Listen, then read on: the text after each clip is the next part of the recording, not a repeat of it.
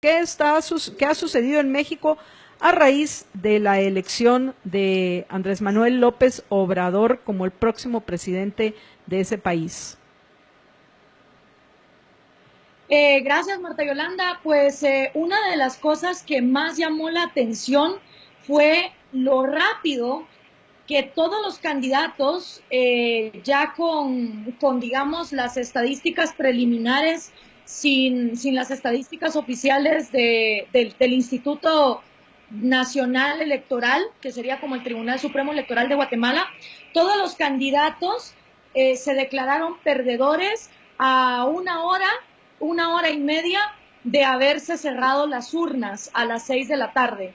Entonces, pues eso llamó bastante la atención y muchos mexicanos pues están preguntando si es que acaso esto no significa que ya había un pacto armado, porque fue demasiado sorpresiva la manera en que candidatos que durante la campaña fueron durísimos con Manuel López Obrador, pues realmente reconocieron su derrota de manera inminente y casi inmediata.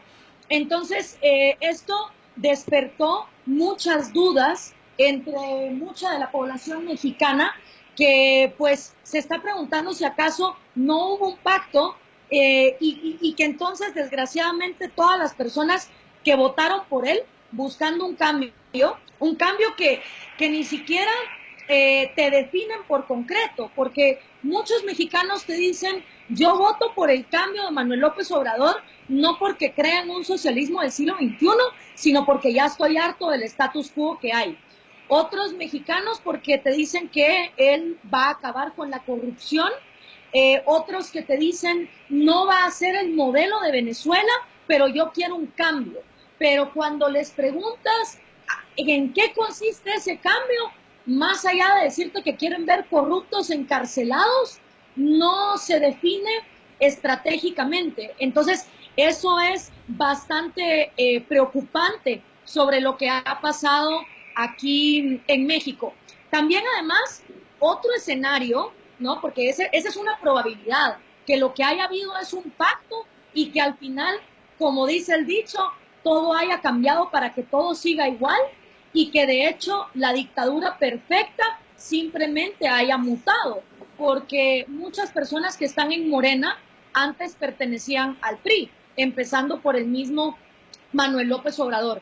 El segundo escenario es que si López Obrador no hizo ningún pacto, pues que evidentemente se instale un socialismo del siglo XXI, estilo Venezuela, ¿no? Y asimismo, las personas que votaron por un cambio, pero que repitieron constantemente que no es lo mismo la izquierda de López Obrador que la izquierda venezolana, pues también van a verse traicionados, ¿no? Porque nadie en México, creo yo, votó por López Obrador esperando volverse Venezuela. Yo creo que ya es evidente que el caso venezolano es de un fracaso rotundo. Sin embargo, todos los candidatos a presidente que han llegado a través del socialismo del siglo XXI, en un inicio no se mostraron, digamos, de manera favorable con estas medidas económicas socialistas y al final las terminaron implementando. Entonces, ese es otro posible escenario. Y un tercer escenario es que López Obrador haya pactado, ¿no?, con los poderes fácticos del status quo. Estos poderes se sientan tranquilos, como se sintieron los empresarios nicaragüenses con Daniel Ortega en su momento, y conforme pase el tiempo, pues López Obrador traicione estos pactos y efectivamente termine implementando una dictadura. Es muy difícil, Marta Yolanda y Jorge, saber cuál de todas estas posibilidades es la que va a ocurrir, porque incluso entre las personas que leímos el libro de Manuel López Obrador, La Salida 2018, es un libro que contiene propuestas que encima se contradicen entre ellas mismas. López Obrador en su libro habla de zonas francas de libre comercio entre Guatemala y México, lo cual obviamente cualquier persona con ideología o con filosofía de vida libertaria o liberal, pues diría, pues qué bien, esa es una muy buena propuesta, pero al mismo tiempo habla de controles de precios, de una economía forzada hacia el campo. Entonces, no se puede hablar de zonas francas de libre comercio porque obviamente el libre comercio necesita que los precios fluctúen libremente si a la vez hablamos de controles de precios y una economía dirigida de manera burocrática y estatal hacia un rubro en específico. Asimismo, en este libro, él habla de un moralismo bíblico, de la falta que hace la Biblia en la moral de los mexicanos, critica la homosexualidad como una aberración, pero muchas personas que no leyeron ese libro y que votaron por él son de hecho de la comunidad de la diversidad sexual. Entonces, uno encuentra que muchos votantes mexicanos realmente no comprenden el proyecto de Manuel López Obrador, porque realmente dentro de este proyecto hay cosas que se contradicen y no sabemos cuál va a implementar. El segundo capítulo de este libro se llama La propiedad privada es un robo, y obviamente alguien que dice que la propiedad privada es un robo, entonces piensa que la expropiación está justificada. Entonces es muy difícil y obviamente habrá que esperar, como con el fenómeno Trump, creo yo, hay que separar el circo mediático de lo que se dice en las redes sociales versus las acciones que López Obrador empiece a tomar una por una. Y cuando él empiece a gobernar, pues entonces ver cuáles son esas primeras medidas, porque sin eso realmente no tenemos claro qué camino va a seguir. Él, cuando ha estado con empresarios, ha defendido la empresarialidad, incluso en un foro que se organizó con los candidatos que se llama Recupera tu Futuro, él se declaró liberal. Él dijo, yo soy de ideología liberal, mientras que al mismo tiempo en su libro, cada 3 páginas, culpa al neoliberalismo de todos los males de la sociedad mexicana.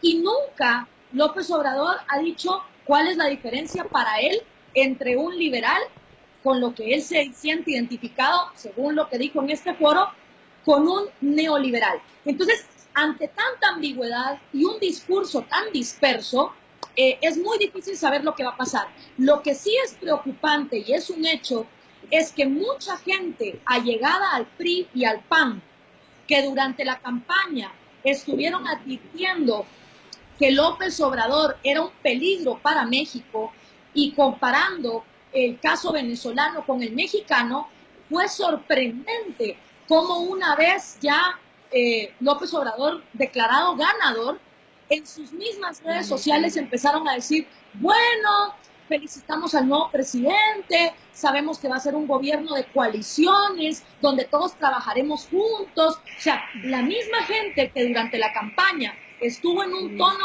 bastante alarmista, luego se quedaron como muy tranquilos y muy pacíficos. Y eso es algo que muchos mexicanos están denunciando, como que todo cambió para todos seguir igual y que al final la dictadura perfecta va a prevalecer. Y por supuesto, los tontos útiles, una vez más, si este es el caso, los votantes que ilusamente votaron por un cambio, aunque no tengan definido cuál es ese cambio, y que realmente van a ver que el status quo vaya a continuar. Gloria, bueno, en principio coincido contigo. Ahorita yo veo, Gloria, ¿me estás escuchando? Es que estoy un poco confundida con el video. Va. Coincido contigo en todos esos escenarios. Agregaría uno más, porque a mí lo que me sorprendió de su primer discurso, el que dio, es la parte, te la voy a leer porque la copié textualmente, donde dice: mantengo mis ideales y principios, que son el destino más importante en mi vida, pero, y particularmente este pero me llama la atención, pero también confieso que tengo una ambición legítima, quiero pasar a la historia como un buen presidente de México. Y a estas alturas del partido, cualquiera sabe, lo supo en su momento Lula, lo reconoció Humala en el Perú, Alan García en su segundo gobierno, saben que con las medidas socialistas, lo único que van a hacer es hundir a los más pobres particularmente, y acercarse a lo que hoy estamos viendo en Venezuela, ¿no? Entonces, pienso que hay que tomar en cuenta ese pero y esa ambición de él de pasar a la historia como un buen presidente, no como el que terminó de hundir México. Entonces, podría haber, como tú bien lo mencionaste, y ya que él dice que es liberal, habría que entender qué tipo de liberal es, ¿verdad? No neoliberal, yo tampoco soy neoliberal. Ni tú sos neoliberal, ni Jorge es neoliberal. Hay que primero que todo poner en contexto estos términos. Pero regresando al punto, podría haber el escenario, que tal vez sea el menos probable de todos, pero podría haber el escenario de que él, con todo el poder que va a tener, porque es interesante, o sea, le dieron prácticamente un cheque en blanco los 30 millones que lo apoyaron, le dieron 5 gobernaciones, le dieron el control de las 2 cámaras del Congreso, lo que quiere decir que él podría, si acaso se sabe asesorar correctamente, él podría pasar realmente legislación que permitiera que se facilitara la creación de riqueza en México, lo que probablemente significaría que tendría que ir en contra de esos ideales suyos que dicen que son el destino de su vida, pero por ese pero entiendo que para él sería más importante que esos ideales y esos principios, el pasar como un buen presidente de México. Otra cosa que a mí me sorprendió fue la cordialidad entre él y Donald Trump a la hora de conversar acerca de lo que será la relación entre el gobierno de México cuando tome posesión el próximo 1 de diciembre, AMLO, y el gobierno de Estados Unidos. Entonces, de nuevo, ahorita lo único que podemos hacer es especular y plantear escenarios. El peor de los escenarios es que decida que de lo que muchos creen que es lo que él piensa y lo que él ha ofrecido y que se le ha escuchado y que de una forma contradictoria lo encontrás en su libro, como tú lo has mencionado, y digo contradictoria porque también encontrás otras cosas que contradicen esta visión. Al final entiendo yo que es como el libro, ¿te recordás el libro de Manuel Baldizón, que era un conjunto de, si alguien lo conoce, sos tú, ¿no? Que era un conjunto Rompiendo paradigmas. Sí, así es. Pues donde él quiere quedar bien con todos para poder ser electo. Al final, habrá que ver de aquí al 1 de diciembre a quienes eligen, a quienes va a elegir él ya formalmente, oficialmente, para que lo acompañen en el gobierno. Y pues bueno, ya los dados fueron echados y a ver qué sucede a partir del 1 de diciembre. Habrá que estar muy atentos en los primeros 2 meses de cuáles son las decisiones que él va a tomar, las decisiones que se van a tomar en el Congreso y también cómo van a actuar los gobernadores. En fin. Gloria. Gloria. Sí, no, pues la verdad es que eso sí es bien importante tenerlo en cuenta. O sea, a un presidente no se le puede juzgar hasta que no empieza a gobernar. Y dado que él ha dicho tantas cosas contradictorias, proyectos que no pueden ir a la par, como el que yo explicaba de zonas francas de libre comercio o control de precios. Ambas dos no pueden existir al mismo tiempo. Es como, es tan inverosímil como que a la misma vez exista un clima de 30 grados centígrados y de -5 grados. No se puede, o sea, o es una cosa o es la otra. Entonces, como él ha prometido cosas contradictorias, aparte está aliado con uno de los partidos más católicos y conservadores que hay, que es el PES, del Encuentro Social, un partido que se opone a la agenda LGTB, al aborto, a la legalización de drogas, que trae una moral muy bíblica. Y eso es algo que no tomaron en cuenta las alas más progresistas y socialistas que votaron también por López Obrador, creyendo en un cambio, digamos, menos conservador. Entonces, el problema realmente radica en eso, que López Obrador ha prometido muchísimas cosas que se contradicen entre sí y sus votantes son muy, pero muy diversos. O sea, entre los votantes de Manuel López Obrador tienes campesinos, tienes empresarios que le han dado su aval, tienes personas conservadoras de varias alas religiosas, tienes personas de la comunidad LGTB, personas que buscan la amnistía con el narco, la legalización de drogas. Entonces, cuando tienes a todo un conjunto que busca por intereses distintos y donde tú has prometido cosas que se contradicen, hasta que no empieces a gobernar, no se puede empezar a juzgar. Obviamente él llegó con aplanadora, como decimos en Guatemala, o sea, tiene aplanadora total, tiene en el Congreso, en el Senado, en varias gobernaturas. Entonces, como tú dices, Marta Yolanda, tiene el poder para realmente implementar una agenda de creación de riqueza. Recordemos que México hoy por hoy está en el puesto 88 en el índice de libertad económica mundial, lo cual quiere decir que hay 87 países donde es más fácil emprender, hacer negocios, comerciar, importar, exportar, cambiar tus divisas a otra moneda que México. Menos inflación, menos corrupción, más transparencia. Entonces, si México hoy por hoy está en el puesto 88 en el índice de libertad económica, obviamente todos sabemos que con una agenda del socialismo del siglo XXI, eso solo se puede poner peor. ¿Y qué razones hay para creer que López Obrador puede implementar una agenda del socialismo del siglo XXI? Bueno, él es miembro del Foro de Sao Paulo, es reiteradas veces gente de su personal ha comulgado con la agenda de Nicolás Maduro y con la del socialismo del siglo XXI.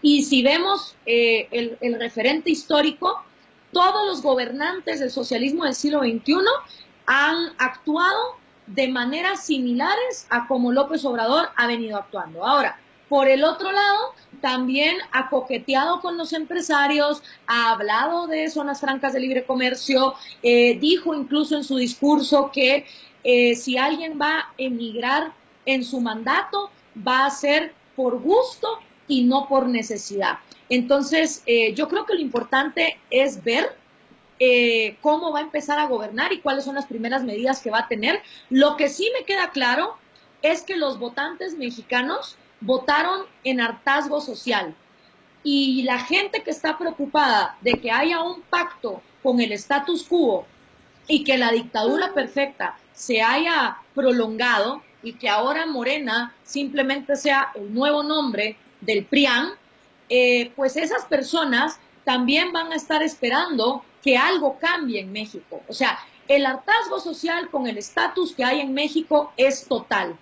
Lo que pasa es que la gente identifica ese hartazgo culpando al mal llamado neoliberalismo, cuando realmente si algo es un problema en México es la cleptocracia, el mercantilismo estatal y la falta de oportunidades económicas, sobre todo para las clases más bajas. Entonces, habrá que ver cuál es esa agenda y sobre todo que los mexicanos se cuestionen que si quieren un cambio, ¿cómo van a definir las estrategias específicas de ese cambio?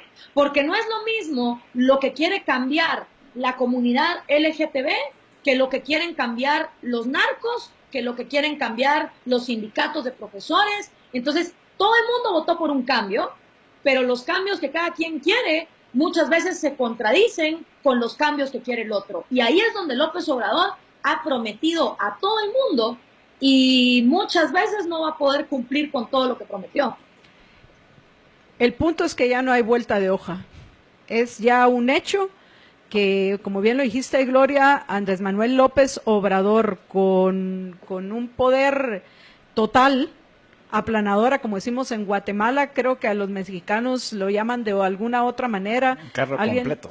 Carro completo, como sea, pues El punto es que va a tener todo el poder, y eso me recuerda una de las películas mexicanas que solo puedo yo compartir y ver con mis estudiantes en la universidad, que es La Ley de Herodes, ¿no? Entonces, de nuevo, no hay que olvidar, aparte hay otra película mexicana que también se llama Todo el Poder, no hay que olvidar lo que eso puede traer. El poder tiende a corromper y el poder absoluto corrompe absolutamente. Y de nuevo, por eso, por más cansado y harto que estés de la corrupción, del abuso del poder, de la violación a tus derechos individuales a la hora de ejercer tu voto, al menos si algo querés cambiar, busca de alguna manera limitar ese poder.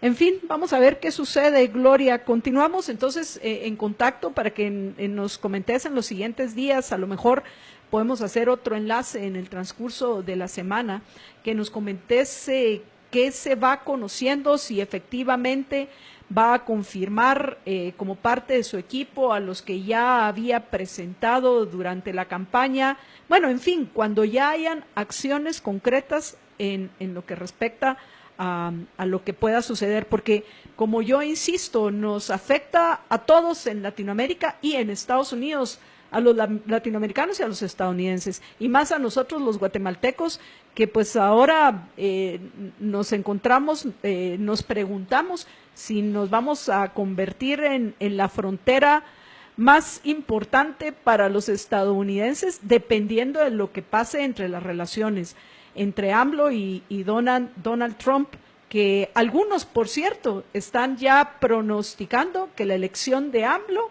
asegura la reelección de Donald Trump. En fin, si algo hoy está proliferando son los pronósticos, los leedores de cartas y aquellos que tienen bolas de cristal abundan. Sí. Hay que observar y ver qué sucede y aprender de los errores de los otros para no cometerlos uno, Gloria.